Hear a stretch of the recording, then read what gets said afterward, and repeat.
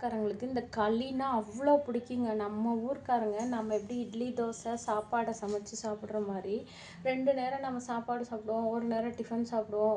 ஒரு சில வீட்டில் 2 நேரம் டிஃபனு, ஒரு நேரம் சாப்பாடு. ஆனால் இவங்க ஊரில் என்ன பண்ணுவாங்கன்னு பார்த்தீங்கன்னா 3 நேரமுமே இதை கொடுத்தீங்கனாலும் சாப்பிடுவாங்க. அதுவும் நான்வெஜ்ஜு மட்டன் சிக்கன், அதுவும் மட்டன் குழம்பு தான் ஸ்பெசிஃபை நல்லா இருக்குங்களா அந்த களிக்கு அவங்க சொல்லுவாங்க. அதை விட்டு அல்டர்னேட்டிவாக பார்த்தீங்கன்னா இவங்க வந்து இந்த அவரைக்காய் இருக்கு இல்லைங்களா, அவரைக்காவை உரித்து அதில் நம்ம எடுத்தோன்னா மொச்சக்கொட்டை மாதிரி வரும் இல்லைங்களா, அது ப்ளஸ் அது கூட வந்து கொள்ளு இந்த மாதிரி பயிர் வகையை போட்டுட்டு ஒரு மசாலா குழம்பு வைப்பாங்க. அது அது மோஸ்ட்லி இவங்க வந்து இதுக்கு யூஸ் பண்ணுவாங்க. கல்யாணத்தில் கூட இவங்க வந்து ஒரு களி உருண்டை வைப்பாங்கங்க. அவ்வளோ ஸ்பெஷல் இந்த ஊரில் களின்னா அவ்வளோ ஸ்பெஷல். எங்கள் ஓனர் வீட்டில் கூட பார்த்தீங்கன்னா அந்த பையனோட நலுங்குக்கு வந்து நைட்டில் வந்து ஒரு உருண்டை களி கம்பல்சரி வச்சுருந்தாங்க. எந்த மேரேஜ் ஃபங்க்ஷனுக்கு போனாலும் இவங்க வந்து கம்பல்சரி இந்த ஒரு உருண்டையை வைக்கிறாங்க.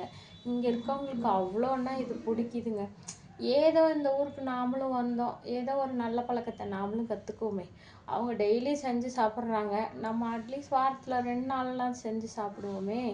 இது கூட அவங்களுக்கு காம்பினேஷன் பார்த்திங்கன்னா மசாலா குழம்பு நல்லாயிருக்கும். நம்ம ஊர் ஸ்டைல் படி பார்த்திங்கன்னா முருங்கைக்கீரையும் பருப்பு கூட்டும் போட்டு வச்சு சாப்பிடுவோம். ஆனால் நம்ம ஊரில் வந்து இந்த மாதிரி உருண்டை பிடிச்சி சாப்பிட மாட்டோம்.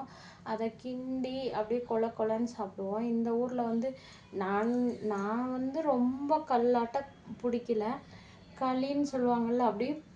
அதை வந்து இப்போ இது பாருங்க, இப்போ சாஃப்டாக இருக்கா, எடுக்கிறதுக்கு ஈஸியாக இருக்கா. ஆனால் இந்த ஊருக்காரங்க களி செஞ்சாங்கன்னா அப்படியே பால் மாதிரி அவ்வளோ கட்டியாக இருக்கும். அப்படி தான் அவங்களுக்கு பிடிக்குமா. ஓகே, பாய்.